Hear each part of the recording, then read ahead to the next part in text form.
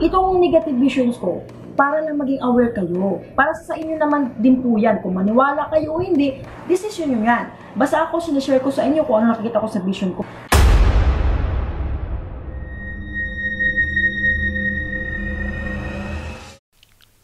Hello po mga Kapi-TV, maligayang magbabalik po sa ating channel at maligayang araw po sa inyong lahat.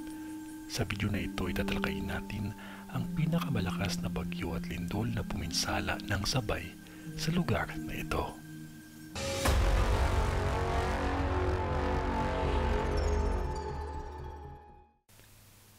May pagyanig na mangyayari. Ngunit ang mas paghandaan ninyo ay ang bagyo dahil ito ay mas kakaiba kumpara sa mga nakaraang bagyo na dinanas ninyo. Ito ay masigit pa ang pinsala na dulot nito. Dapat lahat ng mga OFW ay may nakahandang flashlight dahil matindi ang pinsala talaga ng dulot na aksidenteng ito, lalo na kung ito ay sabayan pa ng lindol. Isang infrastruktura ang nakita ko na mapipinsala dahil sa tindi ng impact ng hamon ng kalikasan. Maging maingat at huwag kalimutan ang manalangin palagi. Ito ay ang bisyon ni Madam sa Germany.